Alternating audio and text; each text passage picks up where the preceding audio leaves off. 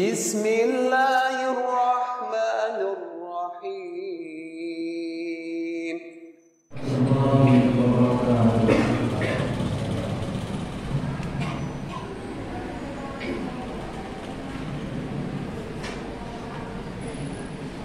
Alhamdulillah.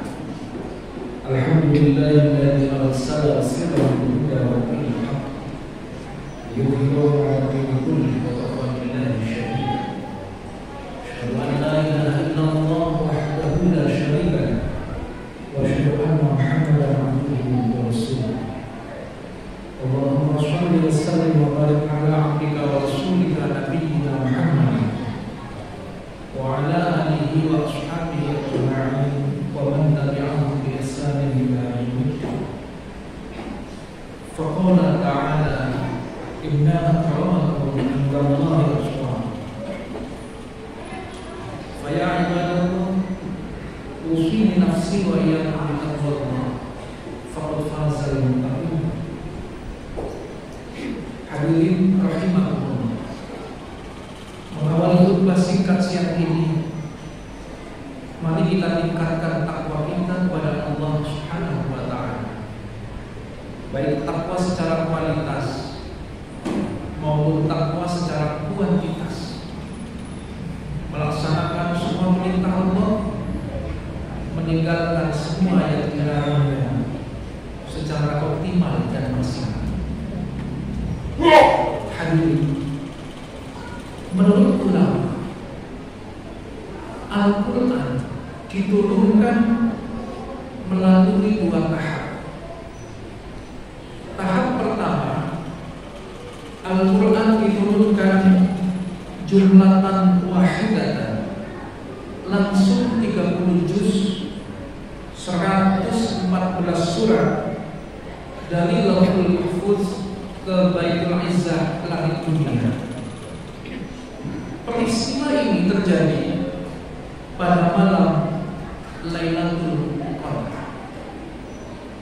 Hal ini sesuai dengan Al-Quran, inna anzalnahu fi lailatul qadar.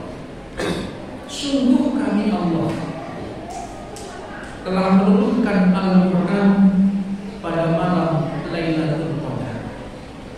Kata anzalna menurut ulama tafsir berarti 30 juz, 114 surat yang diturunkan langsung oleh Allah. Hadirin, tahap yang kedua, Al-Quran diturunkan secara berangsur-angsur oleh Allah melalui malaikat Jibril kepada Nabi selama 23 tahun. 13 tahun turun di Mekah, 10 tahun turun di Madinah. Dalam proses turunnya secara berangsur-angsur ini, wahyu yang pertama kali turun adalah Quran surat Al-Alaq ayat 1-5. Dan menurut ulama, itu terjadi pada malam 17 Ramadan, sehingga mayoritas umat Islam menyelenggarakan peringatan nuzulul Quran pada tanggal 17 Ramadan. Hadirin rahimakumullah, pertanyaan penting untuk kita, mengapa Allah Subhanahu wa ta'ala menurunkan Al-Quran kepada Nabi termasuk kita umatnya?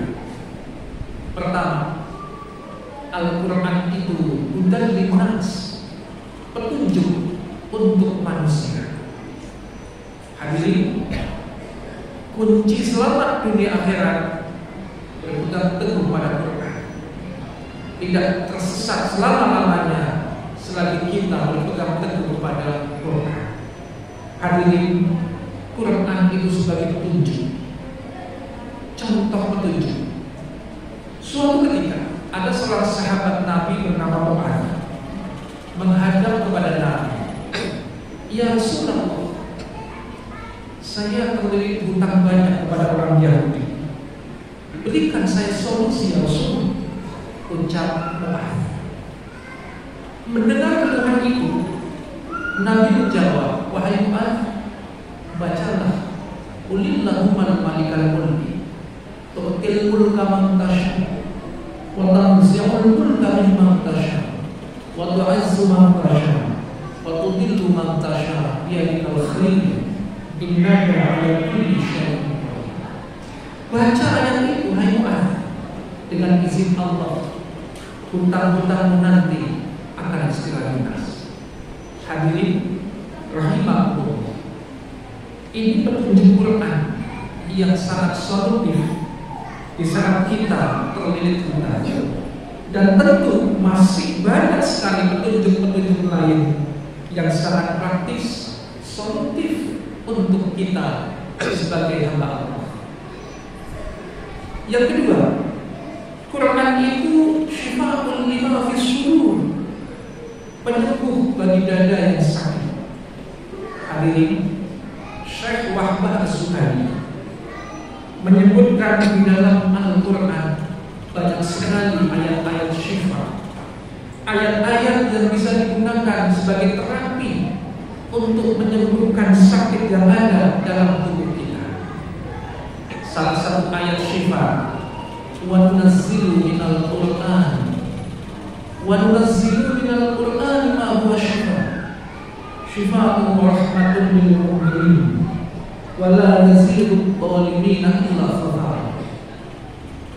Ayat ini bisa dibaca ketika kita merasakan sakit dalam tubuh kita sebagai obat kesembuhan kepada Allah.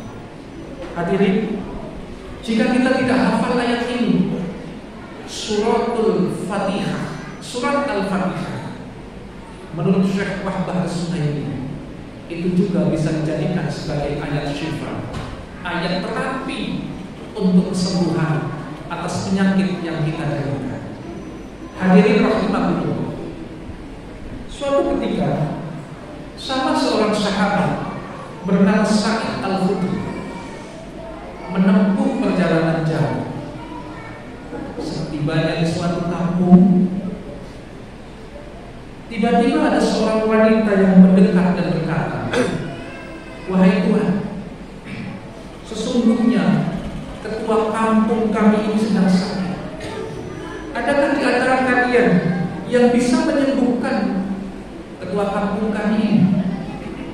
Dengan memohon petunjuk Allah, Sa'id Al-Khudri lalu menemui pemimpin kampung itu dan membacakan Al-Fatihah pada bagian tubuh yang sakit itu. Dengan izin Allah, pemimpin kampung itu segera sembuh. Saking bahagianya, Sa'id Al-Khudri diberikan hadiah 1 ekor kambing dan susu oleh pemimpin kampung. Hadirin, kejadian ini dilaporkan kepada Nabi.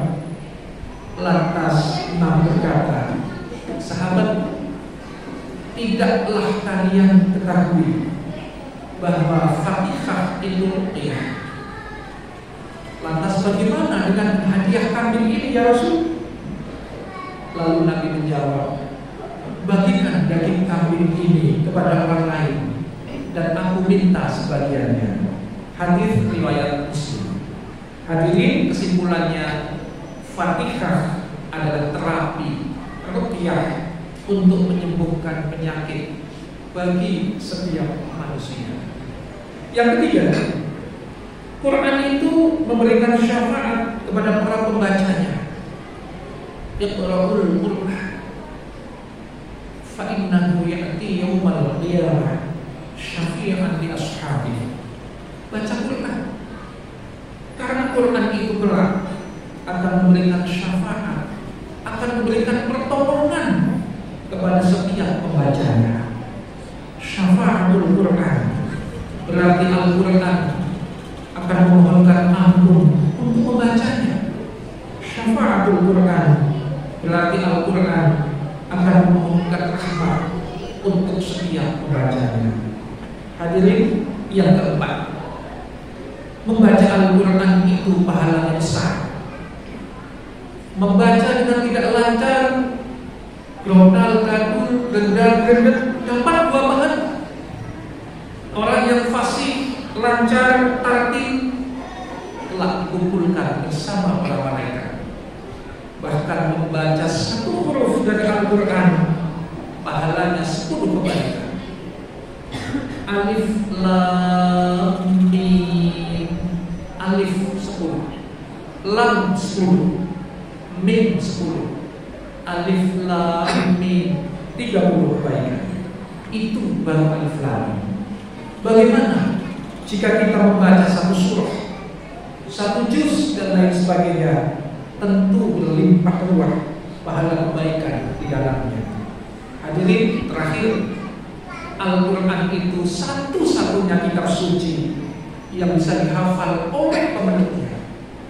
Anak kecil hafal Quran, orang dewasa hafal Quran, orang tua hafal, bahkan tunanetra pun ada yang hafal Quran. Itulah i'jazul Quran, itulah mukjizatnya Al-Quran. Hadirin, sebagai kesimpulan, Al-Quran bisa menjadi petunjuk untuk kita. Al-Quran bisa menjadi terapi syifa, obat untuk kita. Al-Quran ketika kita baca bisa memberikan pahala. Al-Quran akan senantiasa bisa memberikan pertolongan, syafaat untuk kita. Jika Al-Quran itu dibaca, dipahami, diamalkan dalam kehidupan kita sehari-hari. Hadirin, 5 aspek fungsi Al-Quran yang tentu perlu dan wajib kita laksanakan semuanya dan kita pahami untuk bekal menjalankan kita ibadah dalam kehidupan sehari-hari kita. Demikian, semoga manfaat. Barakallahu li wa lakum fil Qur'anil azim. Nafa'ani wa iyyakum bima fihi min al-ayati wa dhikril hakim. Aqulu qawli hadza astaghfiruhu innahu huwal ghafurur rahim. Wa qul rabbi ighfir warham wa anta khairur rahimin.